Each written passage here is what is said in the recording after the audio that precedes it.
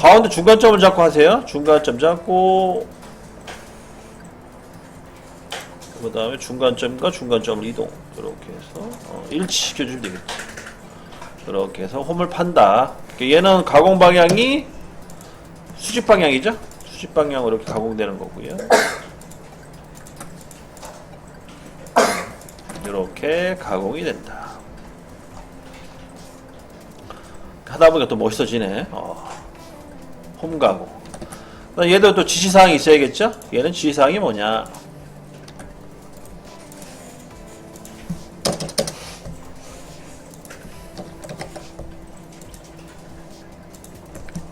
자, 홈 가공 시 주의사항.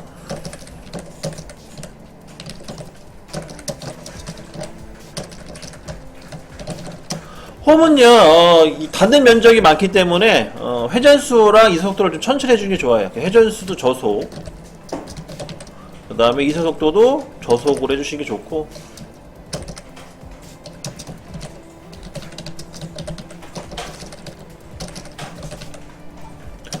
그리고 이런 나사 관련된 홈 같은 경우는 치수보다 면을 중요시합니다. 치수보다는 면.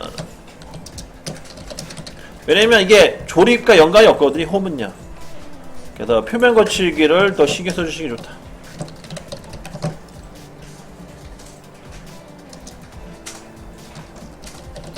근데 만약에 이 홈이 뭐 치수 때문에 뭔가 조립되거나 아니면 뭐 치수에 영향을 준다 그러면 치수도 정확하게 맞춰 주셔야겠죠. 하지만 일반적 홈이라 하면은 이 나사 부분에 이 끝나는 지점을 없애는 개념이라서 뭐 치수보다 표면 거칠기를 중요하게 생각할 수도 있습니다. 근데 이렇게 하면 또 약간 좀 문제 생길 수 있겠네. 그러면 잠깐만요. 이거 제가 생각 말 나올 것 같아. 치수랑 표면 거칠기를 뭐라고 표현했더라? 형상을 우선시하고 형상 우선. 그러니까 요 깎이는 형상을 우선시하고 치수랑 표면 거칠기는 중요하지 않다. 그렇게 정리할게요.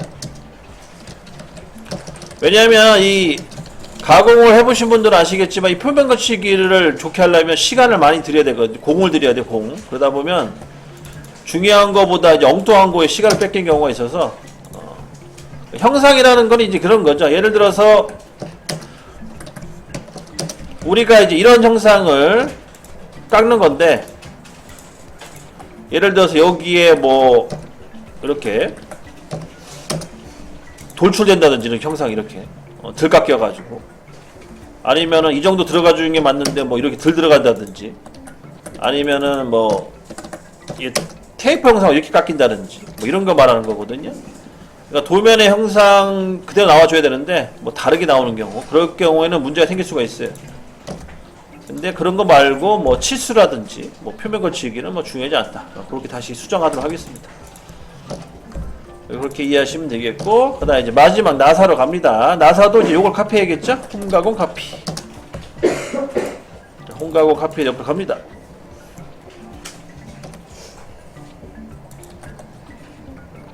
이제 마지막 나사 가공.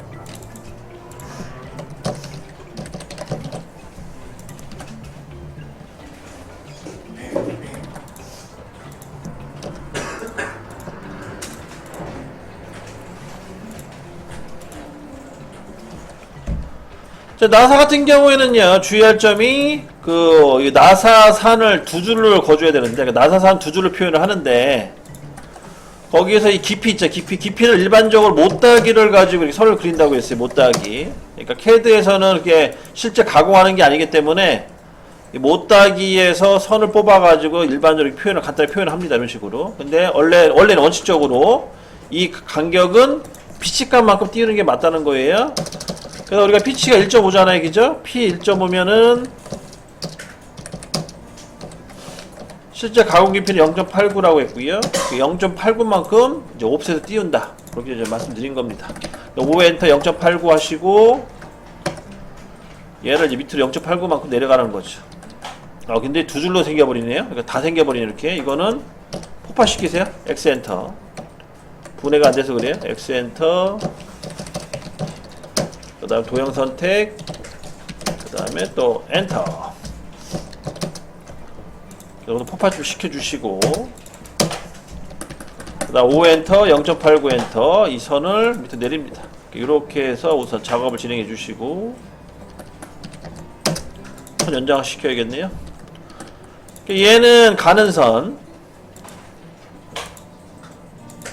그다음 위에 거는 굵은 선 이렇게 이렇게 묘사를 한다고 했습니다. 여기 나사라는 거예요. 나사의 표현 방식. 그다음 대체 목사에서 아래쪽도 해주시고요. 이렇게 나사 표현. 이렇게 끝나신 분들은 이제 나사 바이트를 불러옵니다. 쭉 가가지고 요 나사 바이트를 불러온다.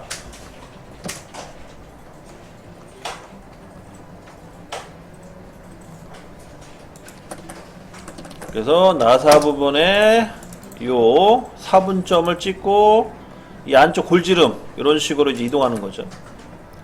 이렇게 해서 살살살 작업을 진행하는 거죠.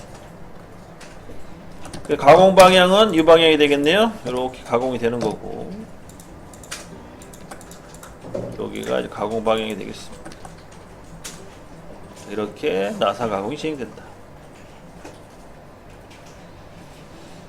자, 나사에 대해서 또 주의사항을 또 적어야겠죠?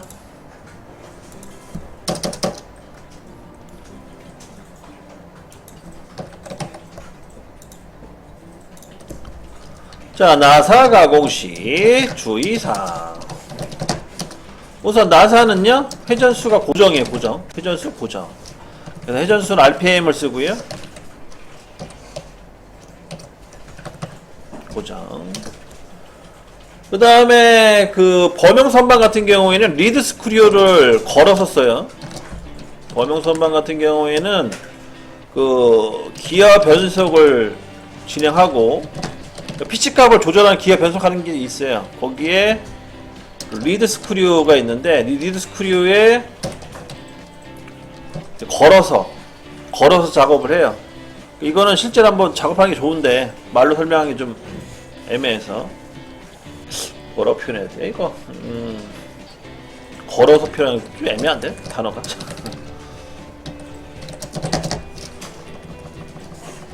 상식적으로 이 정도만 알고 계세요. 범용 선반 같은 게 기어 변속 진행하고 리드 스크류에 걸어서 사용한다.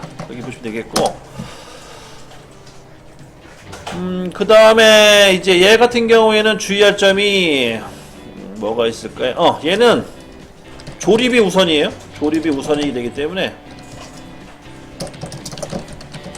치수라든지 얘도 마찬가지 치수 및 표면 거칠기 중요하지 않다.